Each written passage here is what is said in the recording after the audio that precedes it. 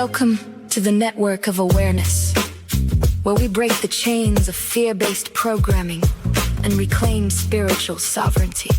Through connections with our reflections, we gain elevation. We're just going to see this everywhere they go. Before you see a system or a matrix created, you're always going to find a story first. And like, for example, the story that got us into this mess now with working is you need to work. In order to be a man, you need to work a 9 to 5. That's just has no backing to it, no evidence to it. And if I can get people to believe the story, then that story will manifest into a matrix on its own. I barely have to do anything. If I just tell, like, for example, you'll see it on movies with a devil character. He'll go around whispering things in people's ears and they all start fighting and stuff. What that is really, that's a subconscious truth. If I tell a group of people, and you talk about this with the narcissist, if I could tell a group of people a very manipulative story when I'm the problem, but I'm just talking to everybody one on the side. All I got to do is sit back and watch the fireworks. I don't have to do anything. Through connections with our reflections, we gain elevation. All right. So peace and greetings, people. Welcome to the Network of Awareness, where the pursuit of knowledge meets the power of authentic conversation, as well as this is the place where we break the chains of fear-based programming so that we can reclaim our spiritual sovereignty. And today's guest is no stranger to the Network of Awareness, and it's Elohim Ali, who is a 4-time best-selling author, who's also a visionary and not just a content creator, but a community organizer that I'm collaborating with in his philosophy of order. So the reason why I wanted to have this in-depth conversation with Elohim Ali is because I wanted to dive into the spell of racism. And this is the first brother that I've come across that has really broken that down in how racism is a spell. And not only are we going to discuss how racism is a spell, why it is a spell, but also more importantly, how we can overcome this spell from being bounded to it. We're talking about the spell of racism, and we're really looking at how racism operates almost like a narrative, right? Because Elohim Ali talks about how narratives, and this is a narrative that people are conditioned to believe in. And it's a story. And it's been a story that's been repeated over and over again. And it's become almost part of the collective subconscious at this point. And in that way, it does act like a spell because it influences how people see themselves and how they see others.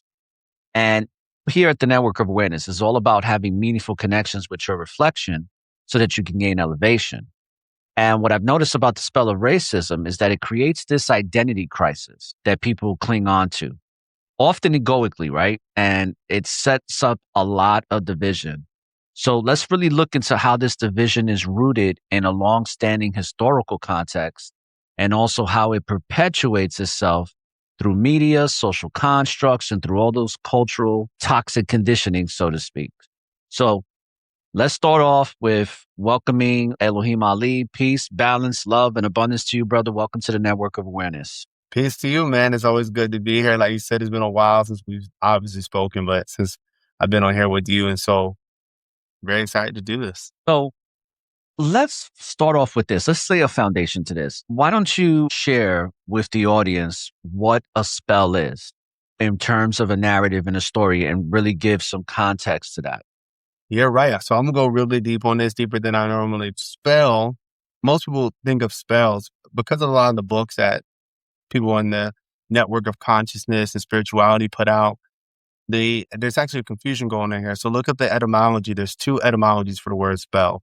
There's spell as in spelling words, and there's spell as in a story. So a lot of people connect spells with just spelling words. Like they think the hocus pocus spell comes from that etymology, but the hocus pocus spell, that actually comes from the etymology of spell, meaning a story, a narrative, or a command. And actually that's where the word gospel comes from. The good spell, the God spell, the good news, the good story, God's story. That's what they were calling it. And so you got to spread that. And so in that same way, when people are interacting with the world, they're interacting with, we don't realize on the level we are, but everything that you interact with is story. Humans have a natural way. Humans I don't have a better word for it. So I only either say miraculous or magical. I wish I had a better word, but humans are very miraculous. Humans are very magical. There's magic everywhere. There's miracles everywhere. And one of the main reasons is because of stories, because of narratives. So if a story is running in your subconscious mind, then you are under someone's spell. When you turn on your TV, the first thing they try to give to you, right? When we were growing up was the news, right? And the news is filled with narratives. The news is filled with spells. They're filled with stories and commands. For example, when the United States went to war with Iraq, we were told that it was because they had weapons of mass destruction and that they hated America and they wanted to destroy all of us. That's a story. And so that story goes in our subconscious mind. We're terrified. They told us that in our mail, you got to be careful in your mail.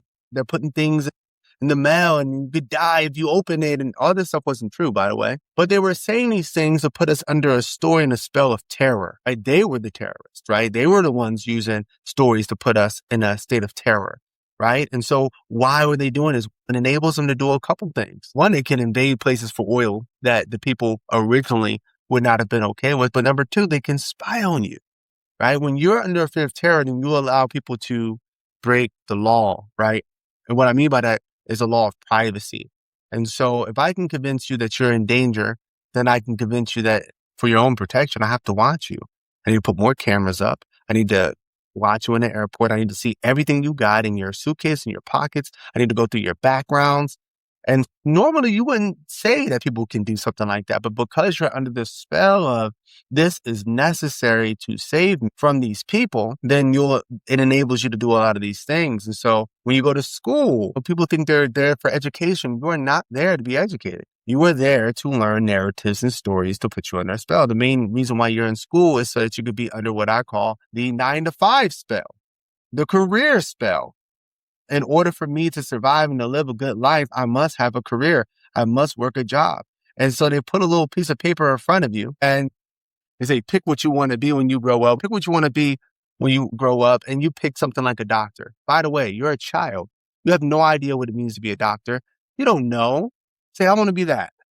And then they tell you, you have to strive for that for the rest of your life. You're going to have to go to school for 8 years. You're going to have to spend all this money. And then you finally get there. And you hate it. But why would you? Like, you didn't know anything about it. And so these are spells. And the powerful thing about a spell is, almost like you were just saying earlier, is that spells have this ability to not just affect you internally, but to affect the way you see the world itself. If I create a story about ORRA, a negative story about ORRA that is false, I might start believing that ORRA is somebody that he's not. I can start interpreting his actions as things that he's not actually doing. Well, there's narratives out there like that, by the way. And so, for example, this happens with, I'm going into the race spell today, it happens with police officers, right? So Right. If I'm under the spell that because you're browner than me, then you must be a violent person, right? Then you reaching for something looks to me like you're reaching for something to hurt me, to cause me harm. Now, obviously, I'm just reaching. Like, you asked me to get something, I'm going to get it. So narratives and stories can affect, but to even go deeper into that, nobody can sew a larger spell than a parent. And for all the parents watching, watch what you say to your children. Because the hardest spells and stories to break are the ones that mom and dad say. I don't care if you're 50. What your mom and dad say about you and the stories they tell about you has a tremendous effect. They did a study and they found out that a child's success rate is heavily connected to the expectation and belief and the stories that the parent believes about the child. Same thing with the teacher. Some of y'all think you did great in school because you were smarter than everybody. When sometimes the teacher just believed, they had a story about you in their mind that you were just the greatest student in the classroom. But maybe it was because you reminded them of their little brother or something. You don't know. But then their story then affects you and the way that you perceive yourself. And so spells have this ability not to only affect you and the way you see the world, but then it begins to spread and affect the way that everybody is seeing one another. And so they're very powerful. And the last thing I'll say about this is that it goes back to humanity. When we used to hunt, when we used to track, if anybody knows what tracking is from hunting, tracking is when you have, let's say you're hunting a deer or something and you lost it. And so you have to look at footprints. You have to look at the branches. This is a story you're creating. He went here. He moved against the branches. He fell here. He got up. He went around the corner. And this is tracking, but through tracking, you have to start telling yourself a story. Now, the funny thing is, the humans who could tell the best stories could survive the best. And to me, this is the most fundamental part about spells, is that they're good and bad. So they can be good, they can be bad. You have Aura from universe B, who believes. By the way, let's say this spell is not objectively true, but Aura from universe A believes that he could truly do anything. Right? That's his story. His parents told him, you are actually incredible. I have never met a child like you. You are incredibly intelligent. You are awesome. You are going to do great things. You are burdened with greatness. And they're telling him this is his entire life. And he believes it. Versus from universe B, who doesn't believe it. He doesn't think that he can do anything. He thinks that he's worthless. Now, who is going to do better? Let's say the story is false. Let's say, or it can't, or doesn't matter. The one who believes in that positive spell is the one who's going to completely outperform the other aura. And so stories, spells, narratives in your subconscious minds are vital to understand, vital to think about. I was thinking when you were talking about the best storytellers are the ones that are good at surviving, how I've come to know throughout the years, because narcissism is one of my specialties in bringing out on my channel and on my platforms. And I was just thinking about how narcissists are really good storytellers. They're really good at surviving, and they're really good at crafting stories and spells. And they're really good at triangulating people to gravitate to those spells, and the whole flying monkey thing in clinical psychology and how they could get other people to believe what they're saying. So it's very interesting. And see, this is this is the reason why I brought Elohim Ali on here, because he understands this narrative and how it's constructed. And more importantly, he also knows how to deconstruct it, which we will get into later on this episode on the spell of racism. But the other question that I have for you too is, so Elohim, in your view, how do we start recognizing the spell of racism in our own lives and in our communities? What are some of the telltale signs that we can recognize that this spell does exist and it's in our life and it's in the communities that we interact with day to day? First, we have to understand what the race spell truly is. So the race spell I talk about is actually not the first race spell, and I'll go into that today. But the race spell that I talk about the most is the one that affects us the most today, which is the black and white race spell. Now, as I say, black and white people don't exist. I've been begging people online, just show me one. Yeah, I concur with that statement. Yeah, just show me, give me one. And when they show me somebody maybe black in the way that maybe my hair is brown, it just looks black right now. But if you were to compare it to something truly black, you would see that, no, his hair is not actually black. If you were to do the same thing with what people say, my teeth are white. But we know if you put their teeth next to something that's truly white, it looks more yellow. And there aren't really any white or black people, even people who are albino, right? And so the question is, where did this come from? And the origins of spells are very important to understand, because when you understand the origin of it, everything else is put in its proper context. And so what happened was there was a man named William Berkeley, and he had to rule a colony. This is a Virginia colony. This is prior to the United States of America, though.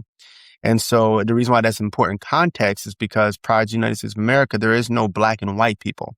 These terminologies to describe humans are not yet here.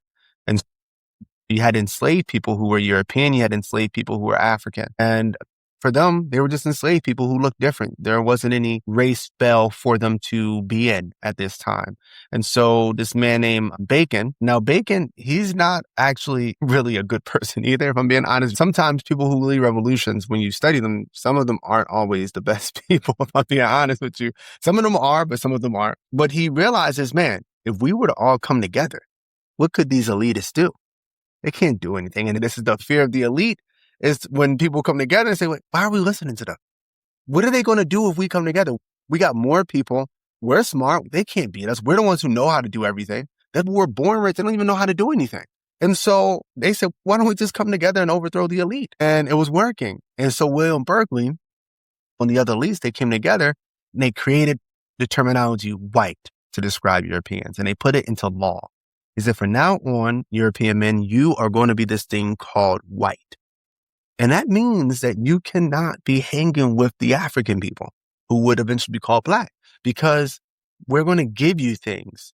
So now I always call it the club white. Now that you're in club white, I will give you X and I will give you Y and I will give you Z, but you cannot. Segregation, people misunderstand segregation. Segregation is not there simply because people hate each other. Segregation was put in place to keep groups from coming against elitists. These are why these laws were actually put into effect. And it shows throughout history. And so the reason why that's important is because once you understand that that's where it started, you understand how it's being played every day. If you notice, every time we start coming together, different groups are unsettled when the economy's hard and people are starting to say, you know what, man, maybe the elites are the problem.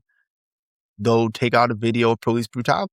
By the way, police brutality is obviously terrible, but what I'm saying is they'll use it. Like sometimes I used to wonder, I don't know if it's ever happened to anybody else watching this. One would come out and then you'll look up when it happened and it'd be like years ago.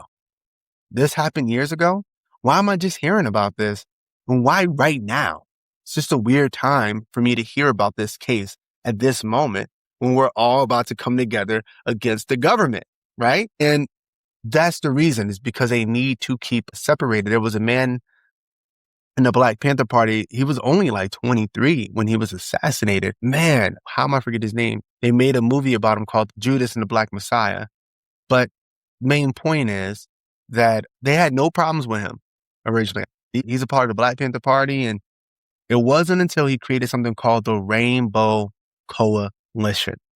And he said, you know what? Why don't we get the impoverished European people, the impoverished Mexican or Latino communities, the impoverished, like, why don't we go from all the groups and why don't we all come together since we're all being oppressed?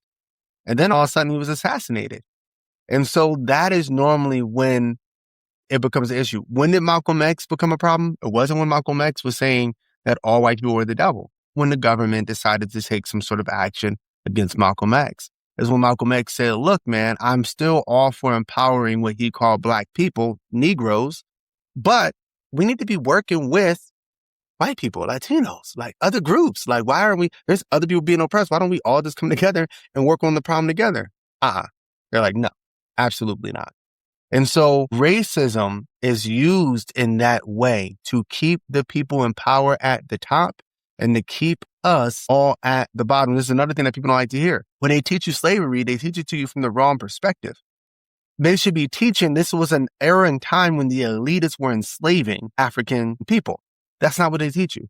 They teach you that an entire group called white people enslaved everybody else. That is not what happened. One, Irish people and Jewish people were not considered to be white at the time. Two, neither were Italians. Exactly. They were actually treated very badly by other Europeaners that they consider them foreigners. Especially here, they showed you that in the movie Gangs of New York.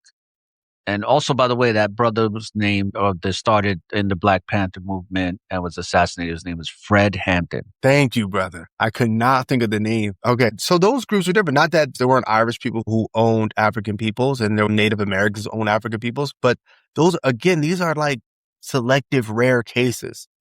The main people who were owning enslaved people was a small, I think the population was somewhere between 7 and 10% of the entire United States. That's a very low, that's literally the 10%. And the ones who had the large slave plantations that you're taught about in school was the 1%. Most people couldn't even afford to partake in what's called the slave trade. They couldn't afford the ship, the people, the labor. This stuff cost money. And so when they tell y'all, when you're growing up, when they tell you, hey, this entire group enslaved you, that is in order to create separation. And so now you go to a European person and say, you enslaved my people.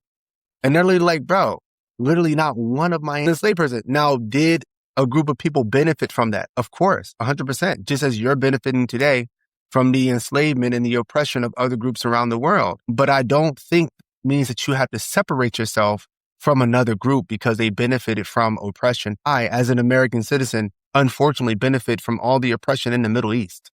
We do. In fact, if they were to lose control of the Middle East today, you will see an economic collapse like you've never seen before in your life. And that's just the reality. Same thing with imprisonment. This country that's slavery too. And we're ran on these things. But to circle back to the main point, it goes even deeper. So this is something I don't share. So I'll share it first here on this podcast. I rarely talk about this.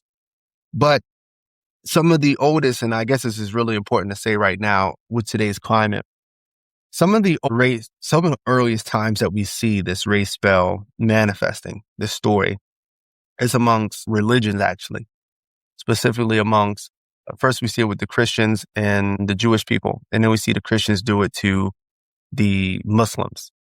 Originally, there was no white and black, so the way that they made these separations was actually due to religion. They would say that this is a Christian nation, so we don't enslave Christian nations. Muslims did the same thing. This is a Muslim nation, we don't enslave Muslim nations. If you were a Muslim, then you were my brother. If you were a Christian, then you were my brother. If you were not, then you were separated in that way. I don't want to go too far into the details of it because I don't want to say anything inaccurate. It's been so long since I looked it up. But what you'll see with the Catholics and the Jewish people, you'll see not only a separation of this is a separate religion, but then they go, there's something different in your blood than in a Christian's blood. And this is a big deal, right? Because we don't really see that a lot prior to that. Prior to that, you see a lot of tribalness. Tribalism is not racism, That narrative that you speak about that played itself out as far as racism playing itself out in a different way, but through religion happened in the Crusades, especially with the Knights Templars, the Muslims that were considered the Saracens. And that racism, a lot like, especially during colonialism and the invasions that happened here and all that stuff. But a lot of it was violent. A lot of it was like, it was a type of racism where most of the time you got your head chopped off because of your background religiously. Yep, 100%. But your religious background was usually to what region you come from. Yeah. So the way you dressed, the way your skin complexion was, all of that was identifiers for somebody to say, okay, he's a Christian, he's a Muslim, or he's whatever sect they were from. They had different names. But it noticed that a lot of death came about this racism. And they start draining blood and saying that, and that's when you get a distinction from like religion or ethnicity when you start talking about blood. And they start saying that Jewish people's blood is different than our blood. And the reason why that's a bigger problem than just a religious distinction is because in the past, the way to escape this was to just convert. If somebody converted, they could escape a lot of this. But once we make it about blood, there's no converting. There is something different. Now, the reason why I brought up Jewish people, and I just want to make a disclaimer, so this podcast isn't going to censor anything. By no means am I saying that anybody should be anti-Semitic. I think that's stupid. I think it's horrible. I don't think anybody should hate anybody due to their religion or ethnicity. And I just got to say all that because of the political climate that we're in. But here's the reality. So you can use that race spell and as a reverse Uno card. So it is true, for example, that Jewish people have been, that this specific kind of Jewish people, and we could go deeper into that if we want, but this particular kind of Jewish people, because remember, just as somebody who studies the Bible and studies like biblical history, it's more complicated than people think, right? You have tribes of Israel in the southern and the northern part of Israel. Those tribes were lost when the Assyrian attack happened. The Israel in history is not the Israel today. They are not the same thing. They literally are not the same thing at all. And so once that happens, we don't know what happens to all those tribes. All you're left with is, I believe, the tribe of Benjamin and the tribe of Judah. Now, when the tribe of Judah becomes... Man, don't get me started with the tribe of Judah. There's so many people that subscribe to the tribe of Judah. Right. And so the tribe of Judah, America, even that gets so lost. And so this is why it happens. And because it gets lost, people begin... Okay. So yeah, this is important to break down. So tribes at a time, this is also the confusion going on right now with Native Americans, European Americans, and African Americans. So originally people didn't have this thing called race. That's how we think of being indigenous and Native American. At the time, if you wanted to be Native American when you first came here, all they required is that you join the tribe, you live as they live, then you are a native. There wasn't a whole like, oh, you got to be my race. It was like, bro, so if you have somebody who's been a Native American, living amongst the Native American for 400 years, even if you find out that this person is genetically African, genetically European, they would tell you, kick rocks. I've been living like this and practicing this lifestyle for 300 to 400 years. I can't even go far enough back in my ancestry to say when we started.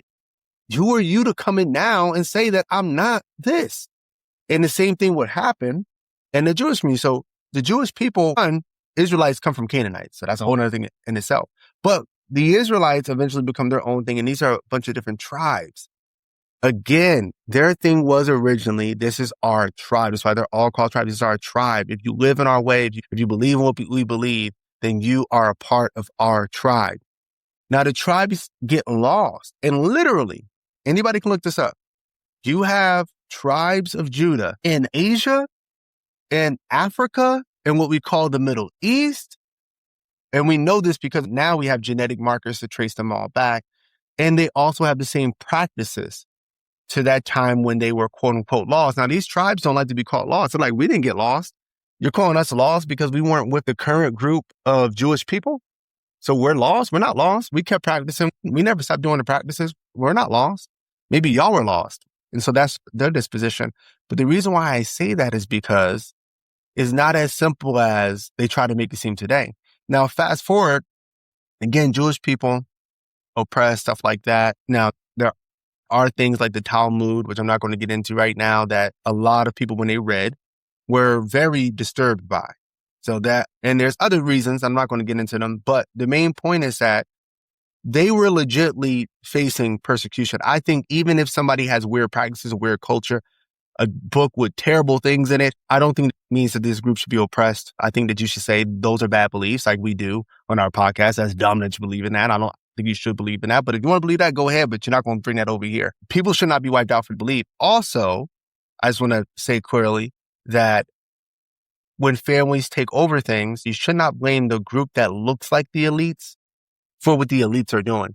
So when Jewish elites do things in the world, for some reason, some young kid, 12-year-old Jewish kid, gets jumped and beat up for what elitists across the world are doing. It's ridiculous. This is a part of the race spell. But let me tell you why this is so important, what we're talking about now. So remember, origins are important. And some of this did originate with the whole Christian and Jewish thing and Jewish blood and things of that nature. What was happening is after the Holocaust, some of the elitist Jewish groups, not the regular Jewish people, but some of the elitists, what they decide to do is, man, we can use this as like a Uno reverse card. Anytime we do something terrible, anytime we do something bad, and somebody challenges on it, we'll just say, you're racist. You're anti-Semitic. And that's a new kind of race spell. Because now, every time, y'all just saw the whole long disposition I gave just to get to this point. Because I know most people are so under this specific kind of race spell that even if I speak about Jewish people, even if I do everything I just did for y'all, they'll say, he's speaking against because he's anti-Semitic or he's racist. And so they found a way to use the race spell as a shield to protect them from the evil deeds that they're doing on the planet. And more importantly, they do it because they also know that you're under the race spell, meaning that they're going to get away with it. When they do evil things, you don't go after them. You go after the just regular Jewish people on the streets that got nothing to do, some Jewish kid in New York that got nothing to do with Benjamin Netanyahu, doesn't care about that kid in New York. Just like your elitist government don't care about you. Just like when people come over here terrorizing Americans based on what you're leads to, you'd be like, whoa, I don't agree with them. I don't want them to do those things that they're doing over there. And so this is how the race spell on many layers, on black and white, on Jewish, on Israel, it plays in so many places. And the only way that, in my opinion, that we can start breaking free from it is first being cognizant that it is a spell, that we're all just different shades of brown, and we're all just humans, and that there's no group of people that you can destroy. And this is another topic. that will make an evil thing go away. But you got to get to the matrix. Yeah, and I shared a video of this on my previous account that got banned on TikTok about the whole narrative behind the word anti-Semitic and how that word was actually developed in I believe it was in the 16 or 17 in Europe by certain elitists in politics. And that was a word that eventually would be like a safeguard for the elitists that were investing money to pass laws to utilize to protect them. And to anybody who went against them, and there was a senator in the United States in the 1980s during the Reagan administration who talked about this, who talked about how there's people in the Senate, in Congress, that are supporting Israel and are using this anti-Semitic narrative to protect themselves, that whenever you go against something that they're doing, that they're investing money in, that's going to be a disadvantage to communities, then the anti-Semitic card would be thrown out there if you went against them, to say, hey, if you go against us, we're going to hit you with the anti-Semitic, and then everybody's going to be against you, and then you're going to be blackballed and all that other stuff. 100%. So you went into some of the things on this next question I was going to ask you, but I want to be a little bit more specific now in this modern culture, not just present day, but let's just say within the last 70 years, right? And you grew up here in the United Shenanigans of America. I grew up here in the United Shenanigans of America. And one thing, I was a track star. I played basketball. Oh, I didn't know you ran track. What did you do in track? I was real fast, bro. I ran the 400, I ran the mile, and I did cross country as well. Man, that's dope. Yeah. I'll tell you my track story later, but go ahead. I ran an 800 like 1.43. Man, that's I awesome. think it was my fastest ever. But anyway, I noticed this growing up. And as I got older, it really came crystal clear to me by the time I was in my 20s. And before I ask you the question, this is why I'm bringing this up, is because there's a lot of ways that systematic racism and racism as a spell is reinforced here in the USA. One of the ways I noticed that is very psychological. It's a psychological warfare, in the sense that every time I used to watch the media when it came to sports, whether it be football, basketball, baseball, there was this one kind of phrase that would deepen the spell. And I caught it. Like I would catch it. And I'm like, that's this reinforcement of the spell. And it'd be the one that says, so-and-so is the first black man to hit 300 home runs, or the first black woman to win the Olympics, or the first black man to rush 3,000 yards in one season. And every single time they say the first this and that. And it used to be comical to me, because I'm like, we know that melanated people have been on this planet forever. So to say that they're the first one, it's foolish when you think about it. But that's how they would reinforce the narrative. So my question to you is, what's one, or if you want to give several, but what's some of the ways that you've seen that this narrative is reinforced? But also, how can we actively dismantle it? Yeah, so that's a great question, because, and as you know, in the philosophy of order, it starts with the fact that everything that comes into being needs a matrix, a medium or structure to develop in. So races have become their own spirits. A spirit is a collection of attributes that make something what it is, an essence. And though they do not exist genetically, race now exists on an abstract level. And therefore the race spell is manifesting. And so that's why some people say, though race isn't real, racism is real, because that's just the reality. So one, there's the matrix of racism, the matrix of the race spell. And so we're going into that. The race spell is kept alive normally through education and media. That's like the main two ways that you keep the race alive. But the way you keep the oppressive systems alive are through government. Normally, when people try to make some progress through, let's say, allowing people to be equals, one is misguided, but normally, even if it wasn't, you're always going to get somebody in power who might not even have known they were under the race, might have even thought that they don't think everybody's different, but they might become uncomfortable with the fact that somebody who doesn't look like them doing well. And so this It actually goes into not to keep coming back to the Holocaust and Jewish people, but this goes into that. So if people aren't familiar with what happened, right? You had a group of immigrants come into a country and they start doing very well economically, like insanely well, like better than the people living there. So you would think that the only way that could happen if the people were open to that happening. But what you find in history in different societies, and this is why we say, before you create a new matrix, you got to get rid of this. You got to replace the bad spell with a good spell. Because I can build a matrix, but if I'm under a spell, then I'm building within that matrix the spell. And I am going to still act for that spell. And so I'm going to give you examples. In every place, in different places, this happens. It's not just Germany. This happens literally around the world in different histories in Rome. You get a group that thinks they're very progressive and they say, come on in, everybody, like from other countries, come in. Let's do great. But let's say that America lets everybody in. And for whatever reason, specifically, Nigerians start taking over all of the companies for whatever reason. Let's say they had meetings. Let's say that they talked. Let's say they just think differently than we do. And they're not into letting their kids do whatever they want. They are specifically into getting their children into banks and politics and lobbying. Let's say that they're not concerned with anything else. And we start noticing that. Now, as progressive as people think they are, but because we're under the race spell, we're going to begin to group ourselves. We're going to say they are trying to come in and take over. And by the way, they might be. And so then going to start creating more matrices and laws to stop that from happening. Because as much as we might say we don't believe in race and we think that we're all one people, because the race spell still exists in us, once we get to that final stretch of another group getting in power in any other way, normally your race spell instincts are going to kick in and you're going to start trying to oppress that group back down to the bottom.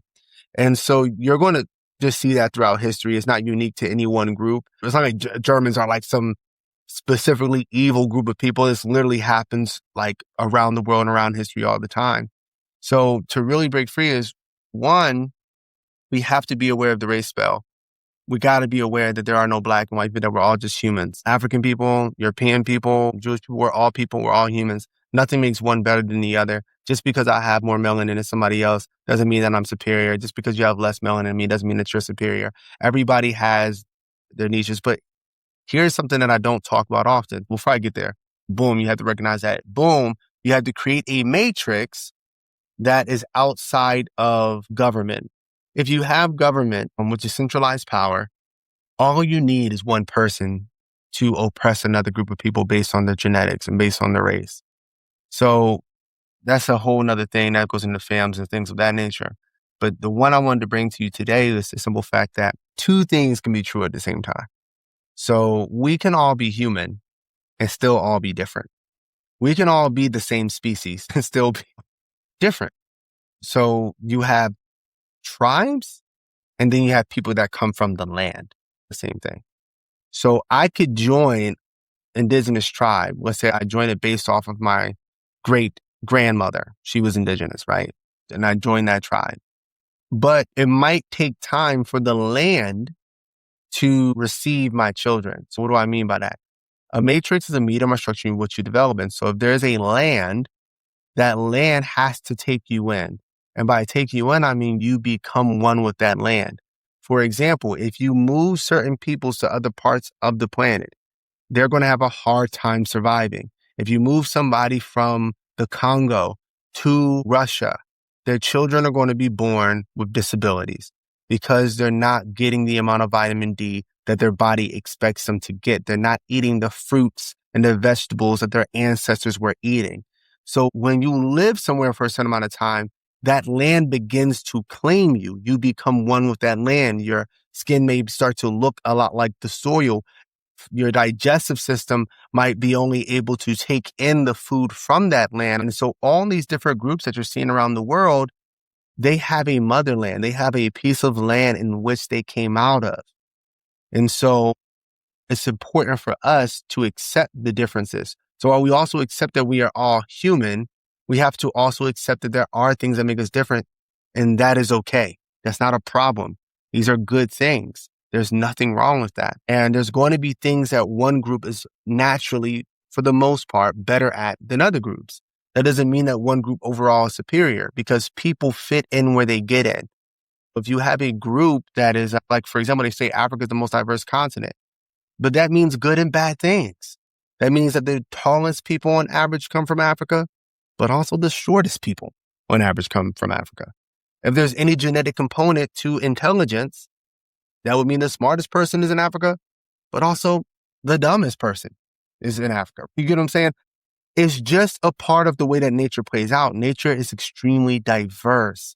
And if we accept our differences and understand beyond those differences, we are truly one species and one group, we can create a new matrix, right? Outside of the one that we created now, that does not keep creating this systemic racism that we enjoy now. But as long as we are continuously focusing on separating one another, pretending like one group is superior to the other, because my hair is 9/8 or I'm better than you, because my hair is blonde, I'm better than you. As long as we play that game, we're just going to see the same results over and over again. And they're just going to keep running away with all the power. Yeah. Before we even get into that architecture of division, because I'm going to touch on that too, just real quick, do you have an experience that you can share where you had this transformative moment that made you see through that illusion and it helped you to step into a more unified perspective? Because you and I had private conversations about this, that the man you was 10 years ago is not the man that you are now, based on an experience that you and I had talked. It's a private situation. But anyway, remember you told me, you said, hey, I used to say these types of things about people, and I'm not like that now. So is there an experience that you could share where you had that transformative moment that helped you to step into a more unified perspective about humanity? I'm very stubborn, so I'll give you the whole breakdown. So we all come into this world as humans, and then civilization makes us something else. So every kid doesn't care what color kids are. Kids do all the time. You want to play? My friend, you want to go do this? Nobody cares. It's not like I couldn't tell that some kids have blonde hair and eyes and I didn't, but it just, who cares? But eventually that changes. So I had that disposition for longer than most. And I was in a very racist, we moved from a predominantly Black or African American neighborhood to a very Eurocentric, patriotic neighborhood with extremely racist kids. Like I was being called stuff like knuckle dragger. Me and my brother had to fight every day coming home. I was never called the N-word before in my life, especially with the hard ER at the end of it. And so these were all very new experiences for me, but I just tried not to care about that stuff for a while. I didn't believe in it. It wasn't until high school that I was like, okay, like y'all are racist. And if you say anything racist to me, I'm just going to beat you up. That's how I became in high school. And then by college, I went to an HBCU. And so now I was already raised in a pro-Black household, but in college, I was able to dive even deeper into African-centeredness, Afrocentricity, pro-Blackness. And these are, to me, honestly, positive things in my life. But I went down a direction of white people are the devil. That was like, I'm studying. So a lot of people of color, when we study history, we normally start with colonialism, or we might start before that. We might go to pre-colonial societies. Man, things are pretty great. And then you study like all the horrible, terrible things that happened. And you're like, who did this? They did it. People who look like them. That's and right. You're like, shoot, y'all are the devil.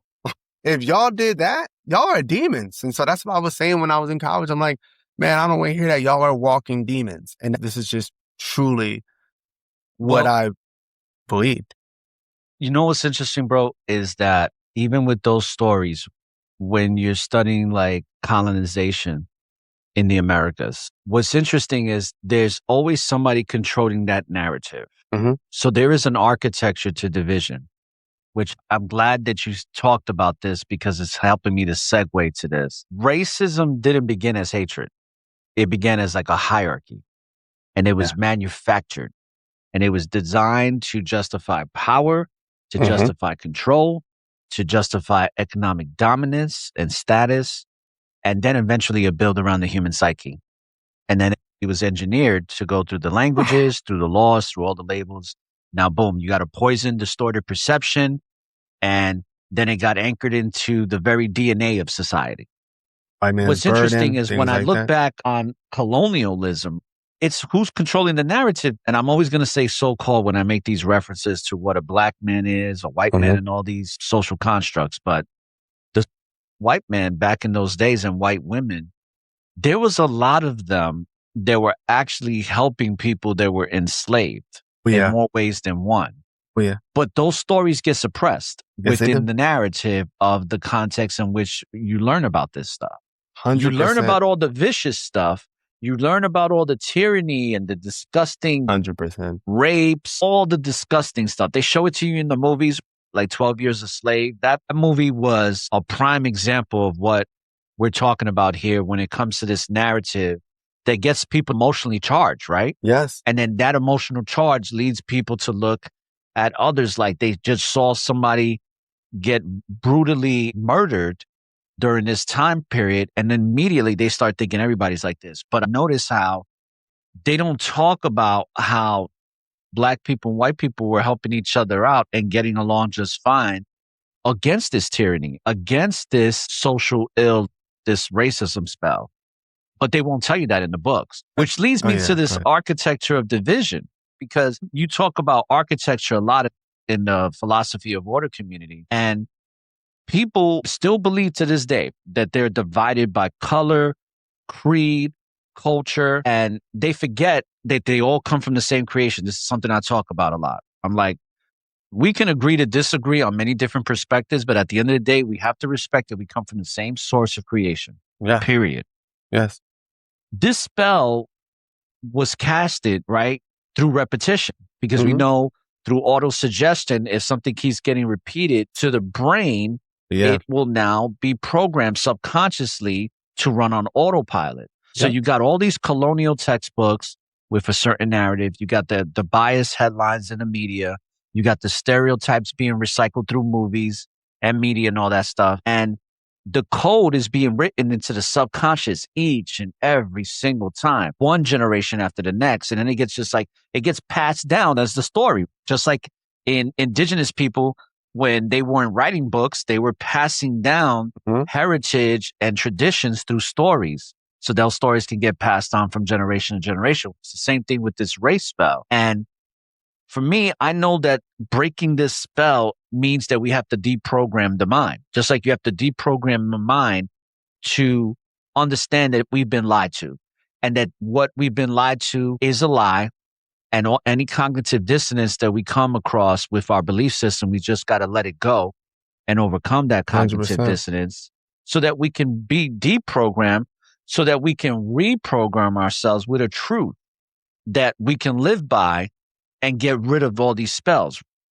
I'm just going to write down a note, something that you said and I wanted to comment on. Because awareness is, I always say awareness is the antidote. Awareness is the key. Awareness enters, the illusion begins to dissolve, because energy cannot maintain a lie once it's seen in the light of truth. It's like you can't unsee it no more. So it's just like when a soul wakes up to its divinity, it no longer identifies with pigmentation. Because when you said the thing about the 9 ether, man, that narrative is being pushed on TikTok. It's real heavy. But we can transcend this, right? We can transcend this. And my question to you is, and this is going to be an interesting question for you, and I'm really excited to hear what your answer is to this, but do you, and I'm just going to use the word belief, which is it's not a belief. I don't really like using the word belief, but I'm going to ask it in this way. Do you believe that racism can only truly end? If it was to end, do you think it can end without a spiritual awakening? Or does society have to ascend in consciousness in order for there to be a realization of equality that can actually be real and be the standard way of living as a people, as a humanity, as a whole, on the whole entire planet? Okay. So there's so much to say on everything you said. And actually, this all goes right into the answer of your question. So like, I wanted to say just, so after I learned, it's all connected exactly to the hierarchy. So when I was learning and I was like, oh, white people are demons and they're devils and Europeans are demons and devils.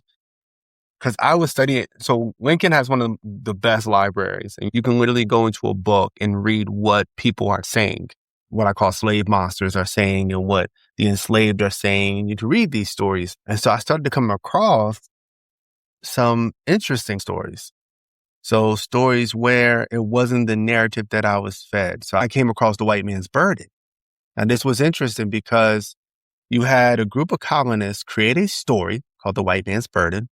And they said, everybody in the world, these people are godless and they're hybrids. And it is our burden as white people to save the dark continent, right? So I was like, why would they, if Europeans are evil, these people have to convince them to colonize, to conquer, and to wipe these people out. Like, why do I have to convince evil people to do evil things? So this was a question in my brain, but I was under that race spell. So I couldn't get to the obvious truth of it. And then I saw people like, I forgot his name was John something, but this was a European American man. He used to go around killing slave masters or slave owners. And he was eventually put to death. You're talking about John Brown. John Brown. And you always remember the last names. I don't know how hard time, but yes, John Brown. And so that was a big one for me. That one challenged everything. In the South, even in Virginia, in certain places up north, they'd be like, I'll be John Brown. Whenever like a white person would do something nice or good or positive. Really? I didn't know that. What's going on? It's funny Yeah. because John Brown was a big one for me. It was like, whoa, now that isn't. See, and what I always say with spells, you have to throw things that cause cognitive dissonance.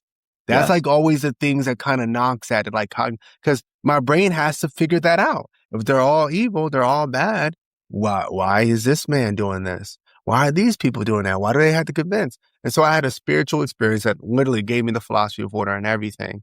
But even after that, I had a whole spiritual, everything I teach now is from this one spiritual experience. From, I'll just say it, from an abstract entity that was trying to talk to me since I was a kid, but I grew up Christian, so I thought it was the devil, and I would always reject it. And it never could speak with me without permission. And one day in college, I gave permission, and nobody would be getting any of this without that happening. And the funny thing is, I was already told through that experience, not in the words that I say to people now, but that this is a race spell. But I couldn't accept it. I could not accept it at first. I wanted to reject it. And it wasn't until I had actually my daughter that I was like, I don't want to give this to her. I don't want to give this burden of my traumas and things. She's not going through this. I was just going to say, you didn't want to pass on like a generational curse. 100%. You were breaking the generational curse by contemplating whether you wanted to pass that on to her or not. 100%. And I didn't. And I didn't. I said, I don't want to give this to her. And so I had to change and I had to accept these things that I was taught. And the other thing I wanted to say was, and this was going to answer your question. So civilization in itself is a matrix, right?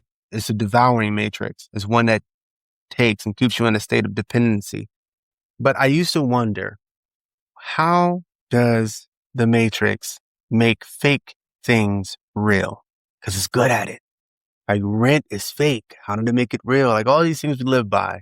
How did it make these things real? So this is how it normally goes. Civilization will create a story or a spell, right? It will create a story. And from that story will normally come a matrix. So the story, the way it works, you'll see this all the time. Now that I say this, people are just going to see this everywhere they go. Before you see a system or a matrix created, you're always going to find a story first. And for example, the story that we were told that got us into this mess now is you need to work. In order to be a man, you need to work a 9 to 5, right? That's a story. It has no backing to it, no evidence to it the first time it was said, but it was a story. And if I can get people to believe the story, then that story will manifest into a matrix on its own. I barely have to do anything. If I just tell, like, for example, you'll see it on movies with a devil character. He'll go around whispering things in people's ears and they all start fighting and stuff. That's a subconscious truth. If I tell a group of people, and you talk about this with the narcissist, if I could tell a group of people a very manipulative story when I'm the problem, but I'm just talking to everybody one-on-one on the side, all I got to do is sit back and watch the fireworks. I don't have to do Especially anything. if you could do it in a convincing manner, though. Let's not Right. forget that. Or I'm just so good at acting like it's true. Did you know that they're saying this about you? I didn't want to tell you. This is what they think. And then you go to the different people and all you got to do is sit back and watch. You don't have to create this new system of chaos. You don't have to sustain the system of everybody hating each other. All you had to do was plant the stories in each and every one of their minds. Positive and negative, by the way. When people do it to their children, they and they just sit back and they just watch them grow into this amazing thing. And stories, that's how the matrix is created. Now, once you have the matrix will then give birth to more spirits or stories. So it becomes cyclical and you get it over, and that's on autopilot. Like you get stories creating stories and matrices creating matrices. And so when it comes to the question you asked, does it need to be a spiritual awakening? People really only have two options. The same thing I believe about racism, the same thing I believe about civilization. You can either let it go through enlightenment, through a spiritual process and realization, or you'll just have to suffer the destructive consequences and then it will be gone, right? Because these things are unsustainable. Racism is unsustainable. Civilization is. So either you choose when you get out of it or nature chooses when you get out of it. But what I always try to explain to people, I don't even think that these spirits are evil, like spirits of entropy and such. Like a hurricane's not evil. A hurricane, if people don't know, a hurricane is made to cool things down. You get hurricanes when things are too hot. It's a way that the earth cools itself down. So if you're doing things that are causing an unnatural amount of heat, now you can fix it, or nature can fix it. And nature has a very, let's just put it, a very concise way about fixing things to make sure they get fixed. 100%. And so that's what humans have to deal with. The reason why it's unsustainable is because it goes like this, goes racism, and then it looks like it's going down. It's just being suppressed. And it goes a little higher, and it goes down. But it's just being suppressed, and it goes high. But eventually, if you hit a certain boil point, and we already had this with the Civil War, but when you hit a certain boil point of either racism, prejudice, things of this nature, you get an event. And the Civil War wasn't what it could have been. That was best case scenario for that point. If you look at other cultures, the point is an entire group gets completely wiped out. Yeah, genocide. Completely. Yeah, and when I was asking you about that transformative experience that you had, I've had many. Just not realizing the thing about what the commentators would say in sports, but I had one of the big telltale signs for me that this is an illusion, this racism thing and this division and how deep the spell goes is when I watched a movie and then I did some research about Hotel Rwanda and about the Ulis. I think they were called the Ulis and the Tulis. The Hututis or Tulis. Tutsi. So, I can't remember. And then that's when it really hit me because I'm like, wait a second. You got people in Africa right, killing other Africans that were lighter skin complexion and from a different territory, and the ones that were of darker skin complexion. Hold on, let me just say real quick. Here's how crazy it was. They had different of necks and arms. One was like different body types than the others. But go ahead. It was crazy though. It was crazy. And I just was like, and it was violent. It was genocidal to some degree. And I was just like, wow, there is a perfect description of this illusion of how it works in the spell. And my question to you is, now for a lot of us, we know there's still people stuck in this spell, obviously. But for those of us that have come to the awareness of this racism being an illusion of division, what are some practical steps that you can suggest that we take to shift out of that illusion, both on an individual level and also on a collective level? On an individual level is what you just said. Learn the truth about, this is the part that people don't like to do. Do a little research. Where did race come from? Where's the first time we saw it? Biology helps a lot.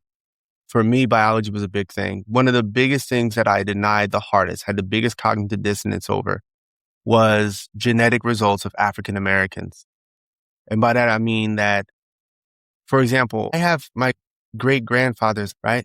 So I might be more related to some Irish people than I am to certain people on the continent of Africa, right? Like it gets so crazy. Just for an example for people watching, anybody can look this up.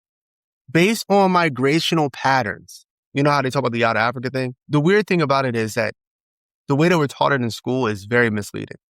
It's one group just came out of Africa. Like, that's not how humans are millions of years old. So for millions of years, humans have been coming out of Africa. So you have Homo erectus, things like that, boom, boom. I don't want to get into all of that. But the main point is even when in our species called Homo sapiens, when we're coming out in groups. But what this means is, so if I have a group, right? So you have a group coming from East Africa, and then those groups of people adapt and become certain kinds of European people, let's say tens of thousands of years later. That means Ethiopian people, and this is just an example, y'all, but Ethiopian people would be more related to Irish people than Ethiopian people are related to South Africans. And this is the case, by the way. Ethiopians are much more related to certain European groups and Asian groups than they are to certain South Africans. Why? Because these lines that we make are fake. They're all just made up. Why wouldn't Ethiopia's right there next to Asia? Why wouldn't some of them be more closely related to some of the people on the continent of Asia than they are all the way down into South Africa?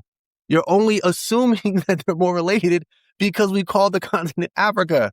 But they live right there. They're trading with these people. They're communicating with these people. They're literally going to these places back and forth. But we have these like ideas in our mind of these constrictions. No, you're called African. So you got to be related to the other ones that we call African. And we also don't understand that, and this is one that's really hard for people. You can, because of remember, a matrix, a medium, a structure that creates a spirit, and that spirit is responsible for the manifestation into the physical, right? And Orr's heard this a million times, but like I use a thylacine and a wolf, how they're not genetically related, but they live in the same niche or matrix, so they look exactly the same. In that same way, brother, there are people who look just like other people in the world that have no genetic relation to them. But because they live in the same niche in the matrix, for example, if you look at all the people who live on that equator line, go look at their physiology. It doesn't matter if they're in South America. It doesn't matter if they're in Australia. It doesn't matter if they're in Africa. They have the same niche across that line, and they develop very wide noses, right? They develop certain features to live in that kind of tropical, high dense forestry, heated area. So one, just information, challenge yourself. A lot of us like confirmation bias, especially when we talk about race. We love confirmation bias, whatever we want to believe, especially if we believe in something that makes us superior, but we don't want to let that go. Of course, because the ego loves that identification. Oh my God, it's best fuel for that fire. Definitely. Yes. And as far as a collective, there's two things. One is harder to do, and everybody knows when I say about that, you have to create a new matrix. You have to create a new society. That's harder. The one that's easier for us to do as groups is visit other groups. For example, me, there's a lot of things that I thought about the people living on the continent of Africa that just wasn't true, that I found out wasn't true by going to Lincoln University. So because I was in this place where there's all these foreign students, there's so much that I learned about people that I just didn't know. I didn't know, one, positive and negative. One, I thought that they would love African-American people, but there are some African people who love African-American people. And I met other people from the continent who they told me, they're like, my dad told me never to date on African-American. And then you got the other side. Have you ever seen the movie Sugar Hill with Wesley? You got to watch that movie again. But there's a scene where they're trying to do business, right? They're trying to negotiate business deals with Africans in the drug game. And the Africans is like telling Wesley Snipes and his brothers, oh, we can't do business with you. We can't do business with Fatah or some word they said. And then Wesley Snipes is like, what does this word mean? He's cotton picker. And then he just punched them, and it was a big fight. But it's true. There are certain Africans that look down upon, because even that word African American is a construct. Right. But look at the indigenous, let's just call them the indigenous Negro in America that's indigenous to these lands. They're looking at them as something separate because in actuality, they are separate. A lot of the indigenous melanated people here come from indigenous tribes. And Well, that's yeah, another.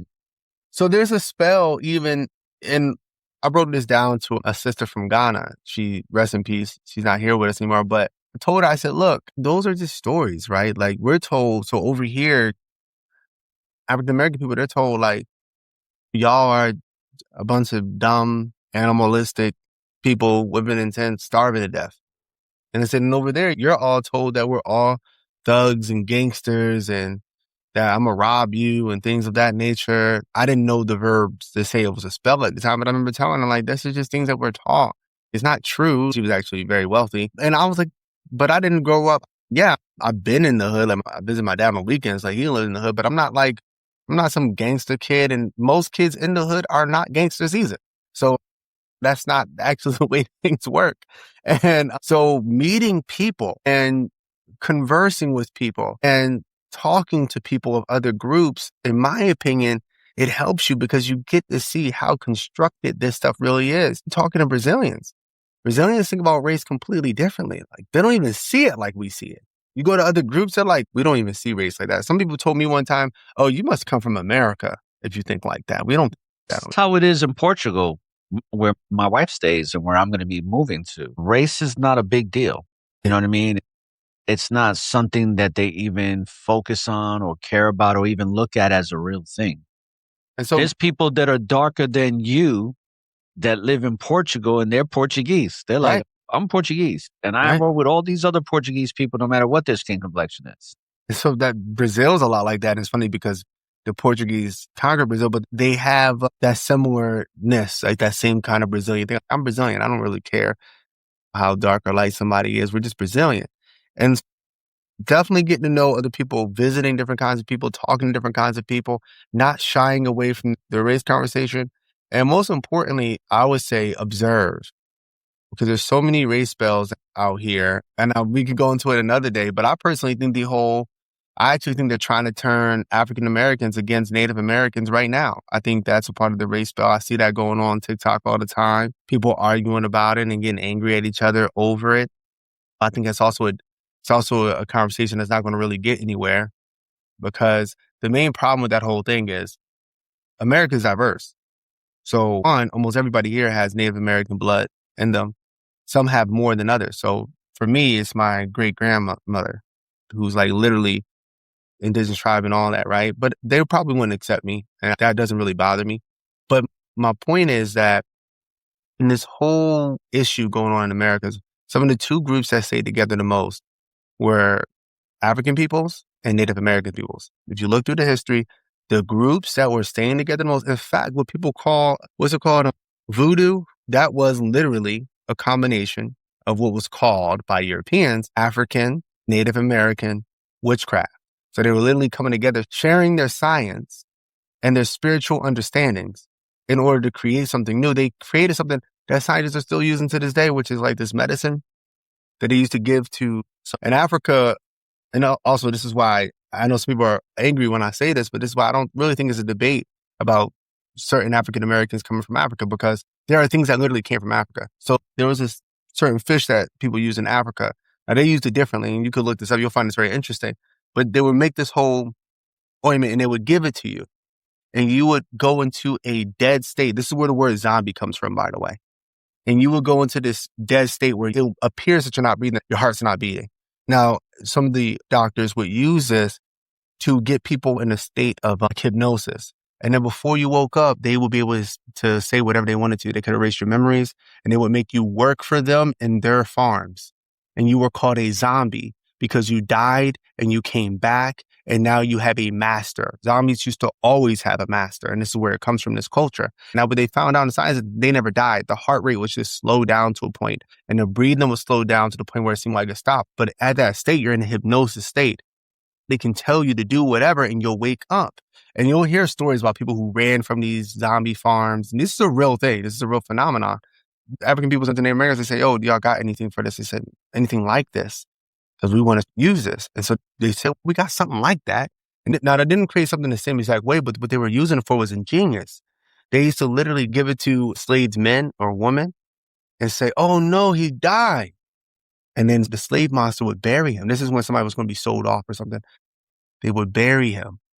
And then they would dig him up that night, take him out, let him wake up, and he would be able to run away free. And then it would put the casket back under the ground, and the slave master would believe that the person died. And so it was a way to get free. So I said all to say that we were like big allies. The reason why people aren't going to get to because you're not going to get to the bottom of it in the way of this. You have indigenous people who look just like me, but darker. You have African people who look just like me, but darker. Okay. You're just going to have that. So trying to figure out, to me, again, this is because of race spell, trying to figure out which one of us are the true indigenous, whatever that means. Because if you're from indigenous to what? Alaska? That's North America. Canada? Mexico? South America? Brazil? What are we talking about? The islands? Because the people in the islands looked very much different from the people who lived up in Canada and Alaska, Native Americans. Most of the Native Americans were wiped out. So yes, in the sense that, look, there are people for sure that were recategorized as African peoples who just looked like me, but were recategorized as African, right? Either because people were doing it on purpose, like they did with Mexican people, by the way. If you notice, they never called Mexican people indigenous. They never called them Native Americans. Never, not one time. They pushed them further and further and further out. But you have, it's like in Asia. It's like somebody saying one day, the Indians aren't really Asian. That's not what Asians look like. The Europeans aren't from the continent of Asia. The Middle Easterns they're all from Asia. They just got different looks. And so in that same way, I always say, I believe that it's intentional. I think that they're trying to divide groups more by creating a debate that I don't think would ever be solved, because let's say you go and do a DNA test. Are people going to believe the DNA test? Let's say that my DNA test says that I'm 50, 60% indigenous. Are people going to believe that? You know what I'm saying? So to me, it's, look, if you believe that you're indigenous, right, and you look like me, fine. You might be, or you should know, by the way, you should be able to trace it back. Now, I know my ancestors came from the slave trade because my families have kept a good amount of documentation. That's why I know Augusta, who has a Catholic name. She was Native American. That's my great-great-grandmother. Luke Corbett was her father, so she was half Native American, half Irish. But that's on my dad's side. And the man she married was from Jamaica. And he was a part of the Moors who came over in the slave trade over to Jamaica. And he always had the name Ali. And so I personally know these things, but I know some people don't. So again, do the research and try to accept the research for what it is without the cognitive dissonance. And remember, it doesn't really matter about it. They were all humans. If you want to be here in America, who's stopping you? You could be indigenous in the way that your ancestors might have left here and came back, because things like that happened before. So you all get so deep. I know that kind of was like a different topic I went into a little bit. No, that's okay, because it leads to what I was going to go into as far as when it comes to this energetic feedback loop, trauma, right? Trauma is an energetic, matter of fact, for those of you that don't know what trauma is, it's basically an experience where you felt some type of and then that dis-ease that you felt now becomes a narrative, now becomes a spell that you stay bounded to, and it keeps energetically re-looping itself. With that being said, when we're talking about the spell of racism, every spell, and by the way, join the Philosophy of Order community, join the Network of Awareness community, because we talk about this a lot. And I talk a lot about energy. I talk about frequency. I talk about spirituality. I talk about things where a lot of things I talk about, people have to sense and feel and come to that realization instead of actually seeing it. They have to really see it within themselves. But going back to the spell of racism, every spell has a structure. And when we talk about illusions, have designs to them. So when we talk about racism is one of humanity's longest running programs.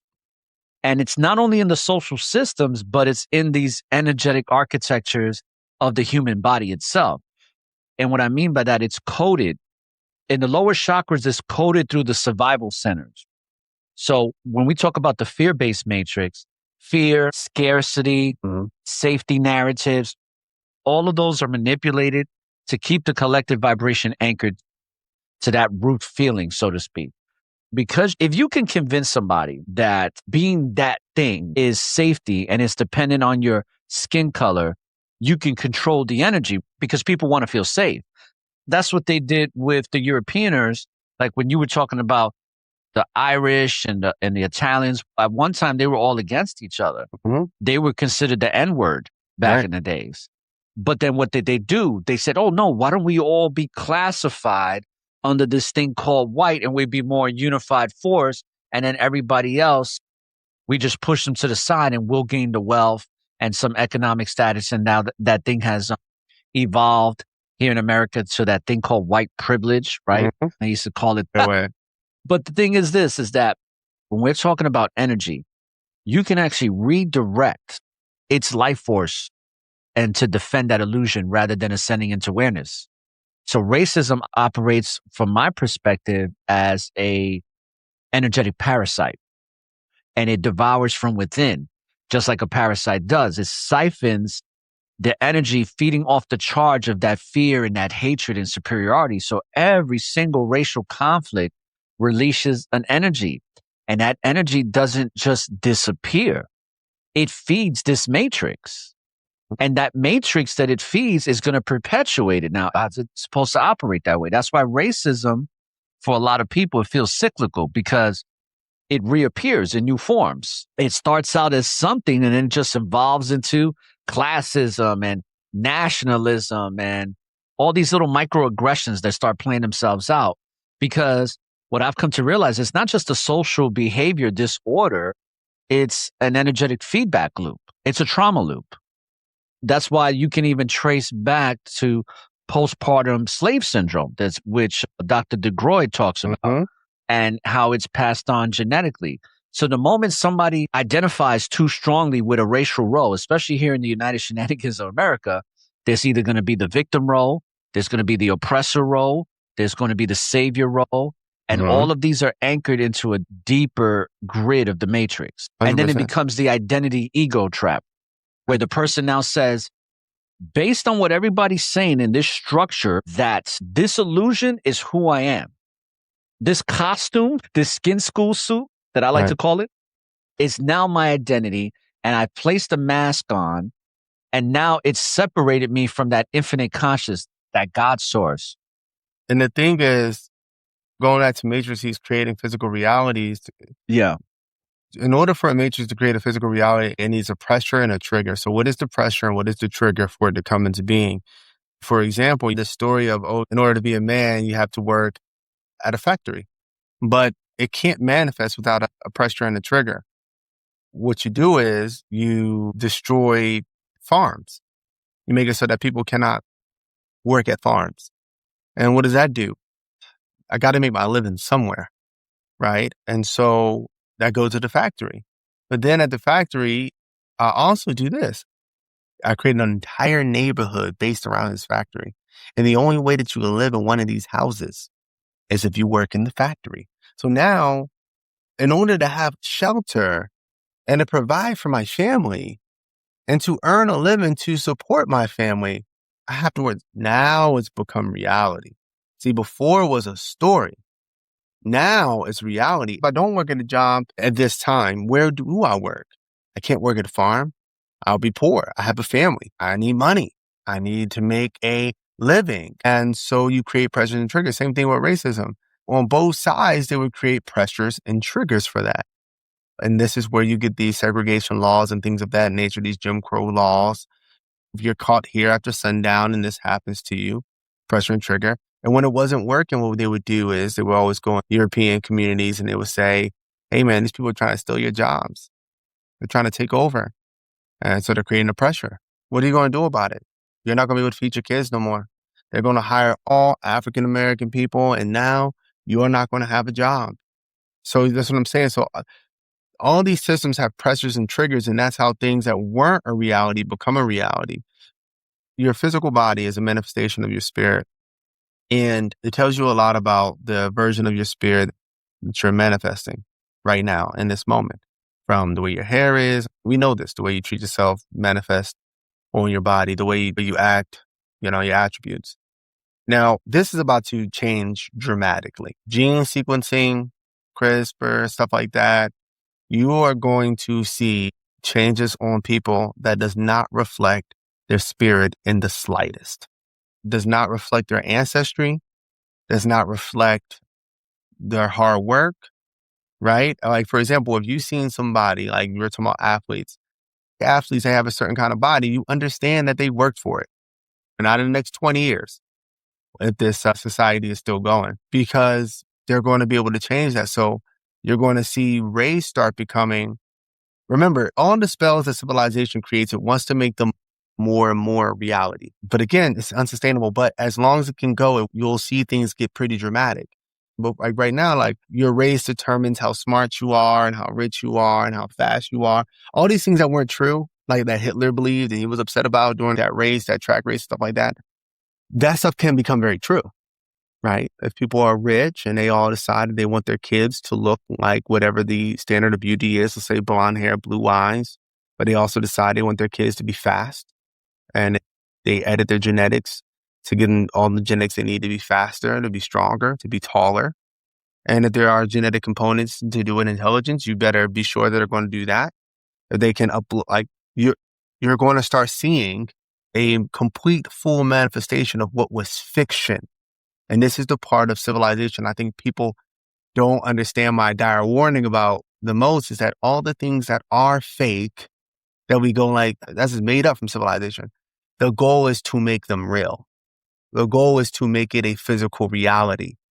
Yeah.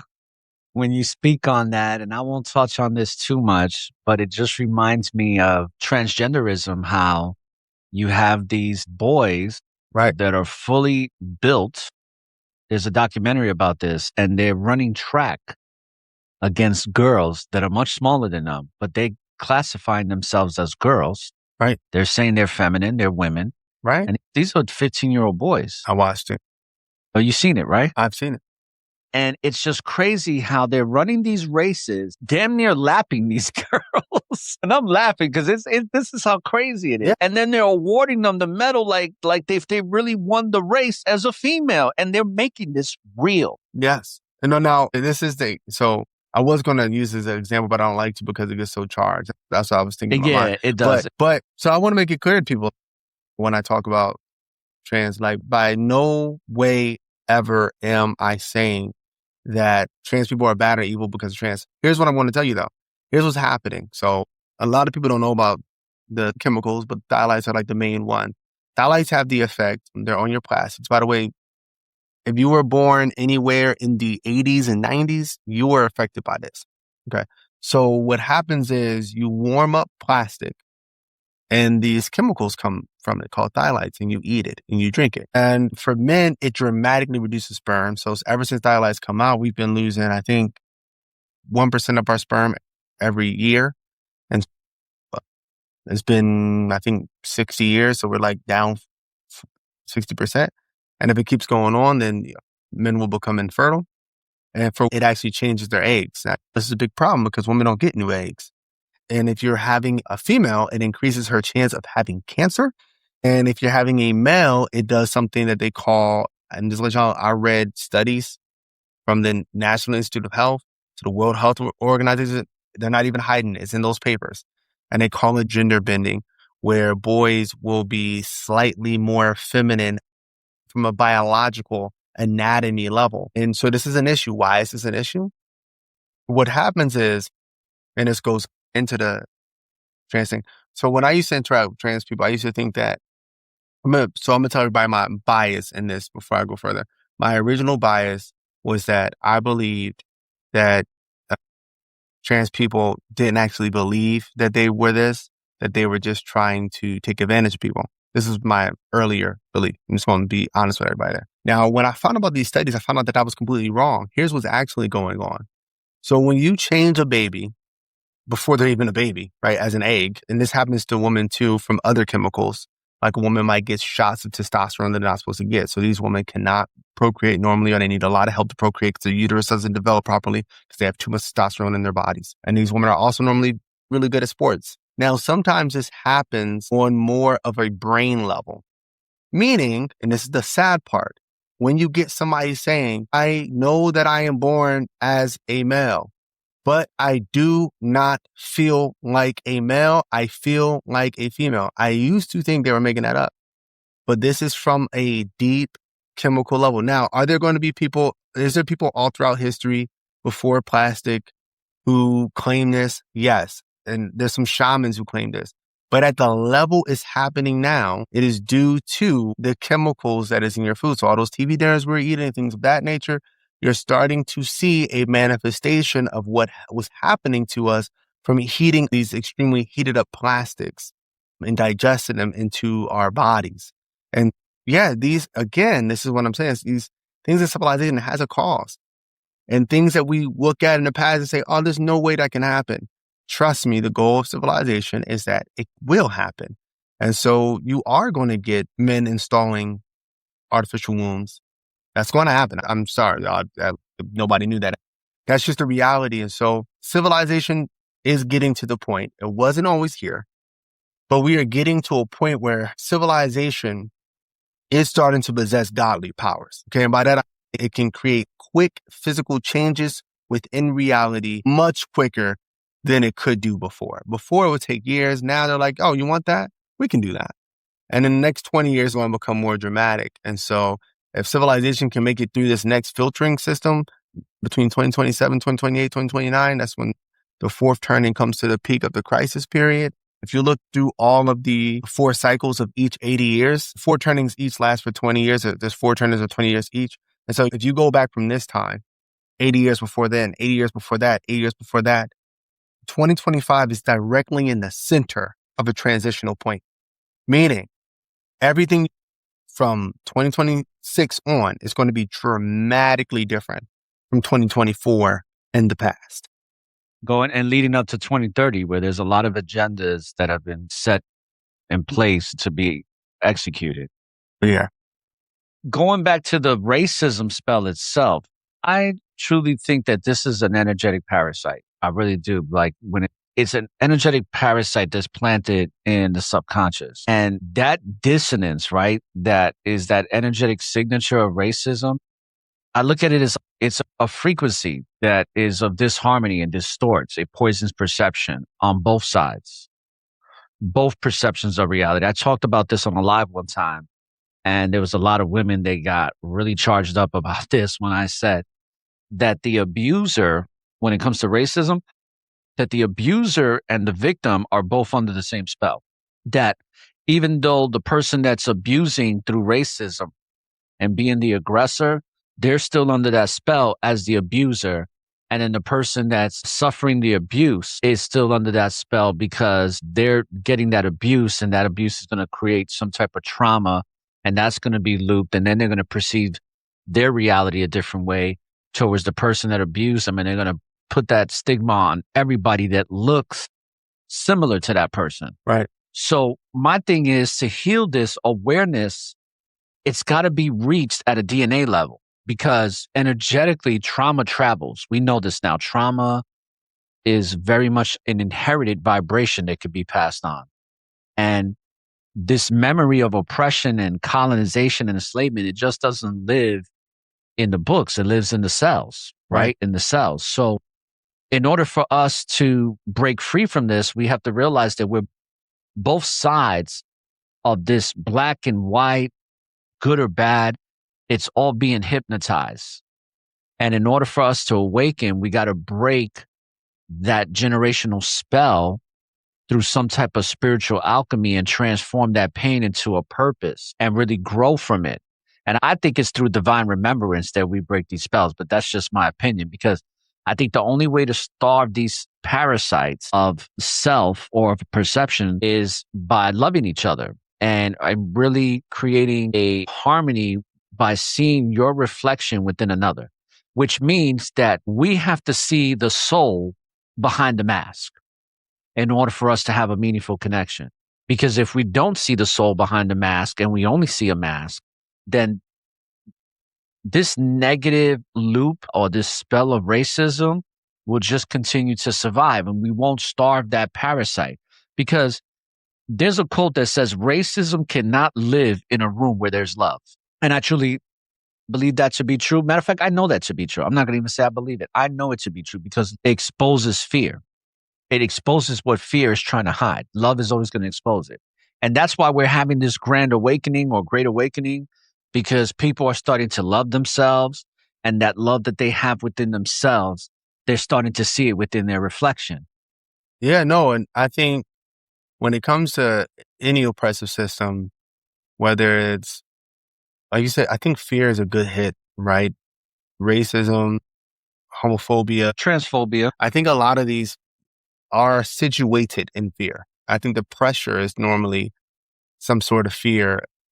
And two things. So one, the reason why humans didn't really have these issues before, like for example, if you go to hunter-gatherer tribes, they interact with other hunter-gatherer tribes, even ones that look different than them. And the reason why is because they're like, bro, it's not that deep. Like, we're just people. We can come together. We can figure things out. They even found out that some gatherers, even though they were different tribes, they would come together to help each other take the boys through like a ritual to become a man. Even though they were of different tribes, the different hunter-gatherer tribes would come together, and during those meetings, trade tools and ideas and things that they could do.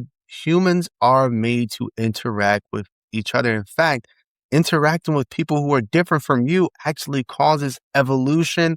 It causes growth. In fact, in the famous book, I say, don't become isolationist. It's the worst thing you can do. You'll stop every growth from becoming an isolationist. You have to interact with other people, other groups, people who believe different things. And then another thing is we're naturally egalitarian, but you can't just tell people to treat each other equal. That doesn't work. There has to be a matrix. So if we're all contributing equally in a group and we love our group, like you were just saying, then we're going to treat each other with that same love. We become one group. In order for this group to exist, therefore, we love each other because we know that you are a crucial part of this group. And if you're not here, then this group is no longer this group. And so I love each individual like I love the group. And I think a lot of times religion's a good example of this and trying to scare people to create separation. The way Yahweh, some of the ancient Egyptian gods would get people to do what they wanted them to do is say, if you don't listen to me, you're going to suffer for eternity. You're going to go to hell. And so when I tell somebody that gay people, for example, go to hell, or like trans people go to hell, what's going to happen is I'm going to associate them with demonic forces. I'm going to associate them with hell. And now I'm afraid that which is ridiculous, you think about it, but their like transness or gayness is going to get on me. And now I'm going to be condemned to hell. And a lot of these things come from what I learned, come from religion. Me and my wife have conversations about this stuff all of the time. But I learned a lot of it comes from negative, toxic versions of religions. And so it's the exact opposite of what we're saying. We're just talking about the group loving one another, realizing that we're one group and coming together under that. I remember they asked a hunter-gatherer, it wasn't a video, I was reading an interview. They asked him, like, what if this man said that he only, I mean, first of all, he had a hard time understanding what he was talking about because they don't have that in their culture. But when he finally realized what he was talking about, he was like, you don't care? It doesn't matter to me. He was like, why not? Nobody else here is like that. It doesn't really affect me. As long as he's doing his part in the group. Like literally, as long as he's doing his part, I'm doing my part. It doesn't really matter to me. And they were confused. Like, why do you care? We care because we're raised up in a culture that teaches us to separate one another on going to hell, who's going to heaven. And this person's a sinner and this person's pure. This person's not. This person's white. This person's black. But all of those divisions are really just false. All just really, by the end of the day, false. You're always going to get humans that are unique and different. And unfortunately, depending on the time that you're born in and being unique, you'll either be praised as some sort of amazing person or you'll be persecuted and killed by the state. And that's just the reality of it. No, I say all that to say that I fully agree. I want to tell anybody who's watching is that if you're not engaging with someone because they're browner than you or lighter brown than you, question that. If you're not going to hang around someone because their sexuality is different than yours, question that. If you're not going to hang around somebody because they believe or they feel like they're one gender or sex rather than the other, question that. I'm not saying that you need to go and seek out people you don't want to hang out with. I don't believe in that either. I'm only going to hang out with people I want to hang out with. But if I don't want to hang out with somebody for that specific reason, I critically examine myself. Is this a good reason? Is this a prejudice I have? Where is this thought coming from? I love to do that to myself. I love to inspect myself. I love to critically examine my mind and my brain. And I'm like, oh, I know exactly. That came from when because I have a bias still. I still fight the race spell. When I see older white men about 55 years old with blonde hair, I tend to have, I don't really like you. And be honest, why? I found out why. Want somebody who looked exactly like I'm that. actually a little shocked that you're still battling with this, but why Oh, is that? yeah, Why no, do you I still battle with battle? it. And like you were saying, trauma. He threatened to, came out with a shotgun, threatened to shoot me and my dog. And so that stayed with me. Now, Yeah. I know, then this is the part where I say awareness. You have to be aware of your shadows or they'll just take over. If you're going Right. to pretend like they don't have any sort of homophobia or things like that, and they used to, and I tell people all the time, there are things I still struggle with. I can know Right. that We all something do. is Yeah. wrong and still battle with my subconscious mind. And that's what it's about. I'm always more wary of Captain America's. I always said I prefer Iron Man's. I like people who say, yeah, man, I got some issues. I'm dealing with it. I'm trying to fix it.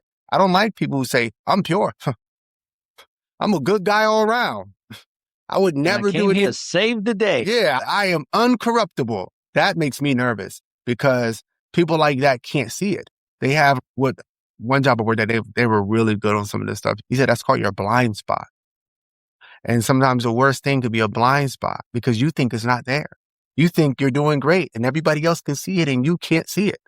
And so those people make me nervous when it comes to morality, because if you truly think that you are incorruptible, then it's going to be so easy to corrupt you. The easiest people to manipulate, those are the easiest people. It's the people who recognize I am able to be manipulated. Here are my weak points.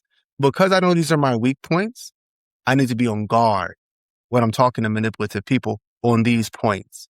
I know that if somebody knows, for example, about me, that some white man did threaten to shoot me and my dog with a shotgun when I was a kid, they might try to use that against me. So that man right there, they might know who looked.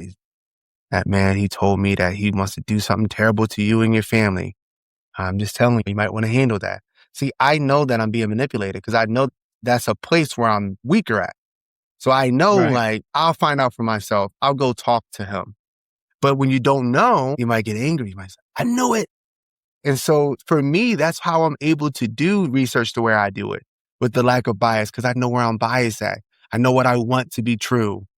I know what I want to be false. And that enables me to do more objective research, is having that realization. And so I think everybody should try to be as honest as possible when it comes to stuff like that. Overall, with the race spell, I truly believe everybody's human, but just like I say in the demons will give birth to angels in a new world born pure, right?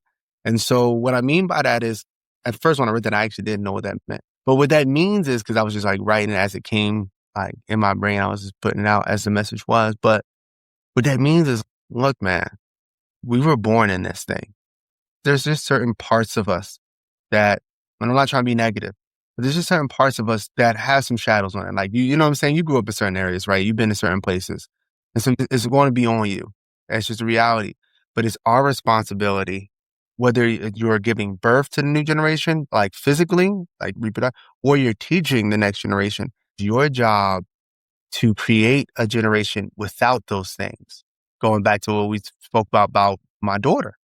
It's my job to make sure that she doesn't have those biases. I might have those biases till I die. I don't know. But it's my job to make sure she does not. And I think that a lot of these spells will be destroyed if we create a matrix for another generation to live in. But not everybody can make it to the promised land. That's one of my favorite quotes because I was angry at it the first time I heard it. Not everybody can make it to the promised land. What do you mean by that? Not everybody can make it. Everybody needs to make it. Everybody can't make it though, right? Everybody can't make it. And that world that we all want to live in, it might not be this version of you. It might be another version of you living in that 1,000 years from now who doesn't have these memories, and that's okay. And you answered, I was going to ask you a question about how do we rewrite this energetic story of humanity so that unity becomes the default vibration and not division. But you pretty much answered it. And I really like the level of self-awareness that you have, because it takes a lot for somebody to be with themselves in that manner, to be aware that not only that they're not just perfect, but that they have these biases that they have to regulate and check on because it could lead them astray. And I 100%. just thought that's pretty interesting for anybody that's listening. That's a high level of self-awareness. And we should strive to have that level of self-awareness within ourselves with anything that we perceive to be true or false and how it affects us emotionally, because that could be a matter of life and death. So with that being said, I want to wrap things up and I'm going to ask you this question when it comes to spirituality. And it's this: how can we transform this racism spell through some type of spiritual alchemy? What's some practical steps we could take as individuals to shift from this reactive anger to more of a creative awareness? And from your perspective, how do you think, because I talk a lot about unity consciousness, and that's what my channel, even on TikTok, is all about. I always talk about unity, consciousness, collaboration, and we're all collaborating towards peace and harmony. But from your perspective, when it comes to that unity consciousness, do you think it could be cultivated collectively, just beyond a spiritual talk, but actually be a lived experience? Yeah, I think on two fronts. So I think I love the topic of consciousness. I think on one level, and I'm sure you would agree with this, consciousness is always unified, but it's like, are these different kinds of consciousness aware that the consciousness is unified, therefore creating another level of unity within that space, right? Like when me and you become aware that we share a consciousness, that we share things, that we are like one, that awareness creates a level of unity. So I guess there's layers of unity here, right? Because in one way, we're all already unified. Like we all live on the earth, but we can all be unified as in we are in one place, but be very disunified in practice. And so I think I know some people are not going to like me saying this, but because the whole flat earth debate.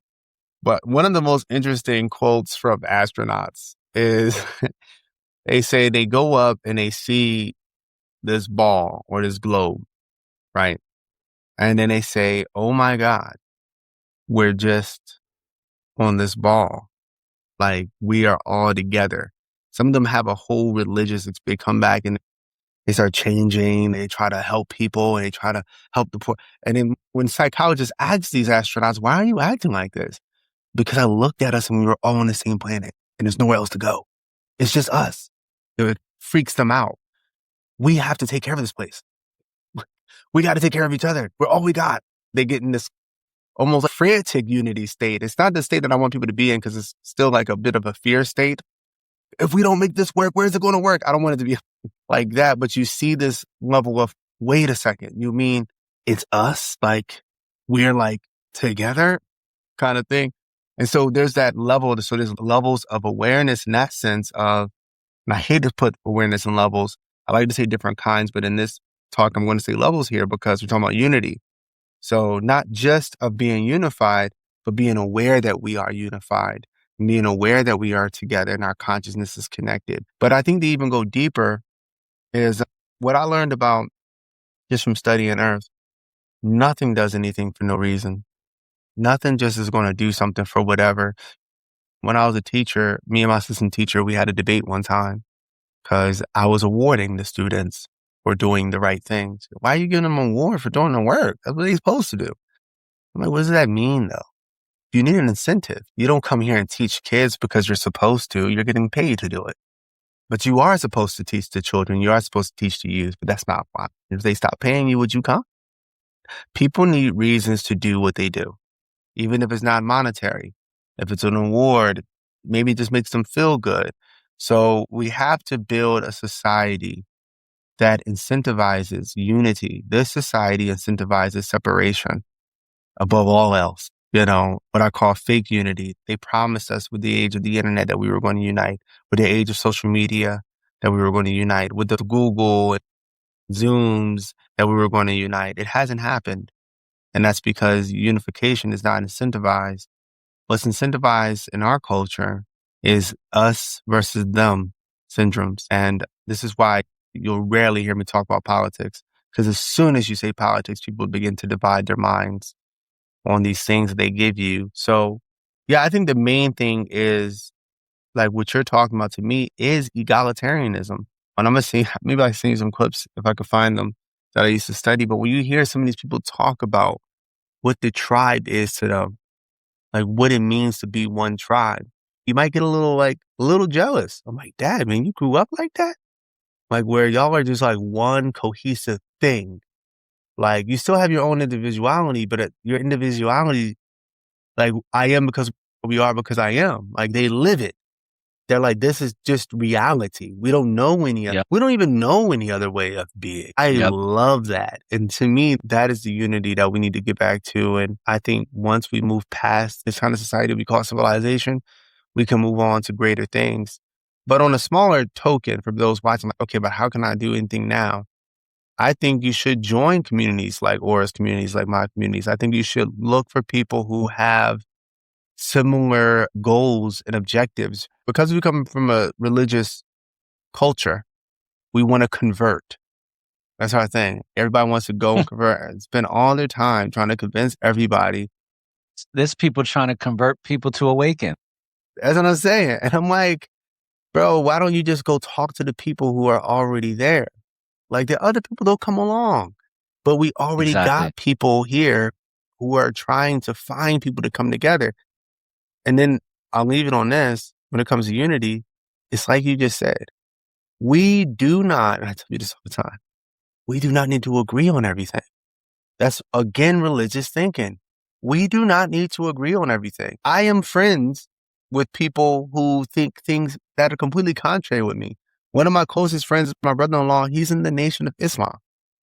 My brother, my blood brother, another one of my closest friends, he's Catholic and he believes in the democratic process of the United States of America. We completely disagree. And sometimes we talk about these disagreements, but I love him and he loves me.